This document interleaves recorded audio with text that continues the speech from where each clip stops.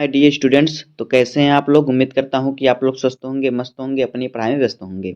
तो दोस्तों, मैं विनय विश्वकर्मा आपका स्वागत करता हूं आपके अपने चैनल विनय से स्टडी में। तो दोस्तों, आज के वीडियो में हम क्लास 12 हिंदी विषय की तैयारी करने के लिए महत्वपूर्ण सुझाव को पढ़ेंगे। दोस्तों, आज के वीडियो में हम जानेंगे कि हिंदी के बोर्ड एग्जाम में अच्छे नंबर लाने के लिए हमें कैसे पढ़ाई करना चाहिए, कम दिनों में हम कैसे पढ़ाई करके अच्छे मार्क्स से पास हो सकते हैं। तो आज की वीडियो में हम इसी सुझाव को पढ़ेंगे कि हमें क्या क्या पढ़ना चाहिए, कहाँ कहाँ से पढ़ना चाहिए, कौन सा टॉपिक सबसे ज़्यादा महत्वपूर्ण है। तो वीडियो में लास्ट में रहिएगा।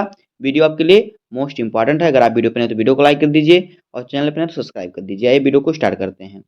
देखिए, पहला हमारा क्या है। देखिए, हिंदी विषय में गद्य, पद्य, कथा साहित्य, संस्कृत खंड, व्याकरण, काव्य, काव्य सौंदर्य, खंड काव्य एवं निबंध सम्मिलित है, यानी इन सभी चीजों से सम्मिलित पेपर आएगा। परीक्षा में सफलता प्राप्त करने के लिए समय का उचित प्रतिबंधन करके संपूर्ण पाठ्यक्रम का एकाग्रता पूर्वक पुनरावृत्ति करें, यानी सभी को दोहराएं। जितने भी पाठ हैं आपको फिर से उनसे दोहराइए।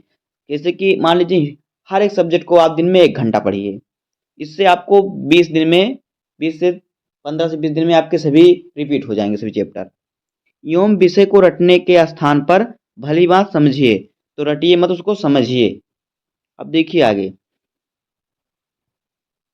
निर्धारित काव्य का अध्ययन करते समय कविता में निहित काव्य सौंदर्य से तत्वों, रस, छंद, अलंकार को रेखांकित करें। जब आप काव्य पढ़ें, गद्य पढ़ें, तो उसमें जो रस, छंद, अलंकार जहाँ पे हैं वहाँ पे उसको रेखांकित कर चिन्ह लगा लें, जिससे कि आपको समझ में आए। परिभाषा एवं उदाहरण का अभ्यास करें। परिभाषा और उदाहरण आपको लिखने के लिए बोर्ड एग्जाम में पूछा जाता है, रस, छंद, अलंकार का, तो इसको आप समझिए। आगे देखिए, गद्य के अंतर्गत लेखकों की रचनाओं को पढ़ते समय प्रत्येक अध्याय के मूल भाव को समझें तथा सारांश, उद्देश्य एवं भाषा शैली को अपने शब्दों में लिखने का अभ्यास करें। यानी जिस प्रकार से आपके बुक में दिया है उसको आप एक बार पढ़िए और अपने शब्दों में, जैसे कि आप बोर्ड एग्जाम में लिख लें, उस प्रकार से उसे लिखने की कोशिश कीजिए, अपने शब्दों में, अपनी भाषा में, सरल तरीके से। और देखिए, संस्कृत खंड को पढ़ते समय अध्याय के कठिन शब्दों के अर्थ को कंठस्थ कर लें। यानी जब आप संस्कृत खंड पढ़ें तो वहाँ पे जो कठिन कठिन बड़े बड़े शब्द दिए हैं उसको तोड़कर उसके अर्थ को याद कर लें और अभ्यास करें। संधि, धातु, धातु रूप, शब्द रूप, विभक्ति परिचय, समास इत्यादि के नियम एवं परिभाषा को भली बात समझ लें। जब आप इसका परिभाषा और नियम समझ लेंगे तो आप समास को समास विग्रह कर लेंगे। एकाग्रता के साथ अभ्यास करें, जिससे प्रश्न पत्र को हल करते समय व्याकरण एवं वर्तनी संबंधी अशुद्धि का अभाव रहे। एकाग्रता यानी एक किनारे से सभी को पढ़ें आप। अब आगे देखिए, शब्द रचना के तत्व, लोकोक्तियां एवं मुहावरे, शब्दों में सूक्ष्म अंतर, अनेकार्थी शब्द, अनेक शब्दों के लिए एक शब्द, वाक्यों में त्रुटि मार्जन एवं तत्मस, यानी जो गलत वाक्य देते हैं उनको सही करने का शब्द होता है, तत्मस शब्द इत्यादि के नियम एवं परिभाषा को भली भांति समझ लें एवं अभ्यास करें, जिससे प्रश्न पत्र को हल करते समय व्याकरण एवं वर्तनी संबंधी अशुद्धि का अभाव रहे एवं नए शब्द रचना और वाक्य गठन में सहायता मिले। तो आपको क्या करना है, जो लोकोक्तियां, मुहावरे, उसको अच्छी तरीके से पढ़ लेना है, समझ लेना है। एक शब्दों के अनेक शब्दों के एक शब्द, इसको पढ़ लेना। अनेकार्थी शब्द, शब्दों में सूक्ष्म अंतर, इन सभी को आपको पढ़ लेना है। तत्सम शब्द, ये सभी हमारे बोर्ड एग्जाम में पूछे जाते हैं।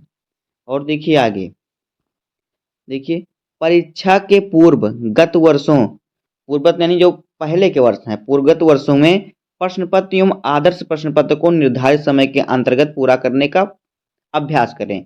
जो आप प्रश्न पत्र होता है, आपका मॉडल पेपर होता है, उसको हमारा समय होता है 3 घंटा 15 मिनट, तो आप 3 घंटे में उसको तैयार करने की कोशिश कीजिए, अभ्यास कीजिए कि 3 घंटे में पूरा हो सके। और देखिए, सर्वप्रथम प्रश्न पत्र को पढ़ लें। प्रश्न पत्र में दिए गए निर्देशों को अच्छी तरह से समझने के पश्चात ही उत्तर लिखना प्रारंभ करें।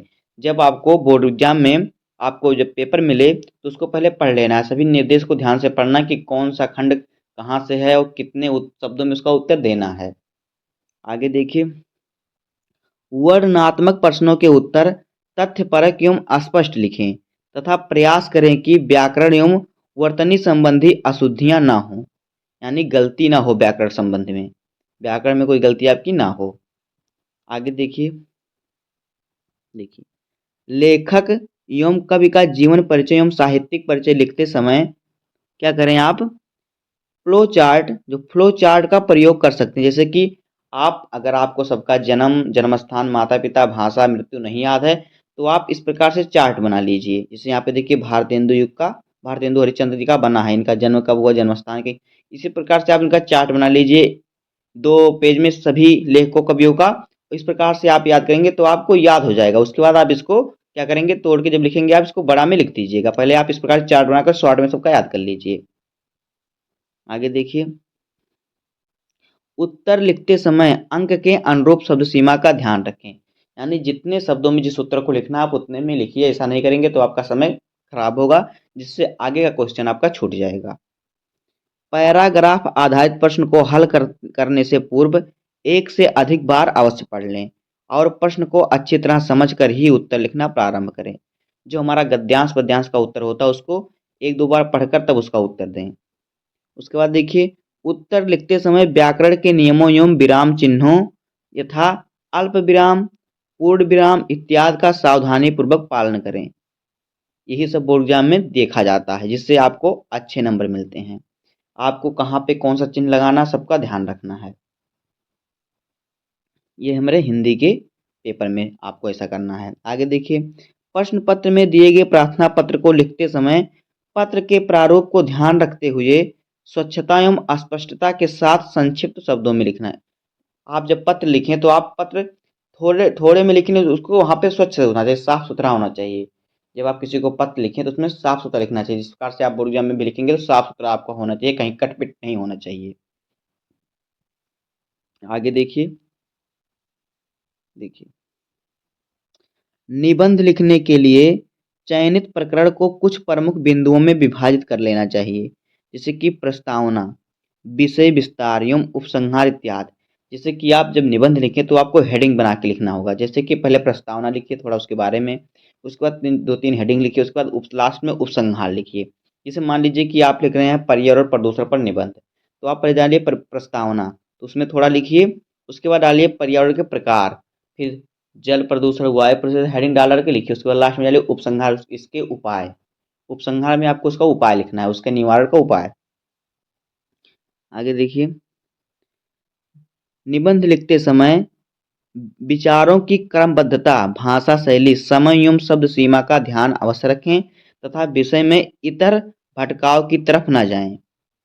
इतर भटकाव यानी एक क्रमबद्धता से लिखें। जैसे कि आप क्रम से लिखेंगे तो आपको अच्छे नंबर मिलेंगे। अगर आप थोड़ा लिख दे रहे हैं किसी और के बारे में, फिर एक लाइन लिख रहे हैं दूसरे के बारे में, फिर दूसरा लिख रहे हैं थोड़ा किसी और के बारे में, जैसे कि एक बार लिख रहे हैं आप अगर आप प्रदूषण पर लिख रहे हैं तो आप जल प्रदूषण पर, तो आप जल प्रदूषण पर लिखिए 2-4 लाइन, एक हेडिंग डालकर। उसके बाद वायु प्रदूषण हेडिंग डालिए, उसके उसमें लिखिए। अगर आप एक ही में सब लिख देंगे, एक लाइन जल प्रदूषण का, एक लाइन वायु प्रदूषण का, एक लाइन ध्वनि प्रदूषण का, तो ऐसे में आपका नंबर कम मिलेगा। एग्जामिनर क्या करेगा, आपका 9 नंबर की जगह पर 3 नंबर दे देगा, बस सही काट देगा। आगे देखिए, संस्कृत खंड पर आधारित अवतरण को संदर्भ सहित हिंदी अनुवाद स्वच्छता, स्पष्ट एवं सुंदर अक्षरों में लिखें। जो आपका संस्कृत खंड पर जो संस्कृत दिया रहता है उसका हिंदी में अनुवाद करना रहता है, उसको आपको क्या करना है, स्वच्छ लिखना और स्पष्ट लिखना है। सुंदर अक्षरों में उसका क्या करना है, आपको अनुवाद करना है। अब देखिए, क्या अपने जिले के लिए निर्धारित खंडकाव्य के ही प्रश्नों का उत्तर उत्तर पुस्तिका में लिखें। जो आपको खंडकाव्य 7वां नंबर आपका होगा, खंडकाव्य 7वां नंबर खंडकाव्य होगा। तो जो खंडकाव्य होगा वो अपने जिले के अनुसार लिखना होगा।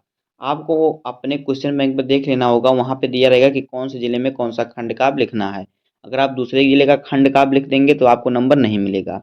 तो अपने ही जिले का खंडकाव्य लिखिएगा, जिससे कि आपको नंबर मिल सके। तो दोस्तों, इतने बातों का ध्यान रखना आपकी हिंदी के बोर्ड एग्जाम में, हिंदी के पेपर में, जिससे कि आपको अच्छे मार्क्स मिल सकें। तो बस दोस्तों, आज की वीडियो में इतना ही। उम्मीद है कि आपको वीडियो पसंद आया होगा। अगर आपको वीडियो पसंद आया हो तो वीडियो को लाइक कर दीजिए और चैनल पर नया हो तो सब्सक्राइब कर दीजिए, क्योंकि बोर्ड एग्जाम के हर इंपॉर्टेंट टॉपिक का वीडियो आपको चैनल पर मिलता रहेगा। तो मिलते हैं किसी नेक्स्ट वीडियो में, तब तक के लिए धन्यवाद। जय हिंद।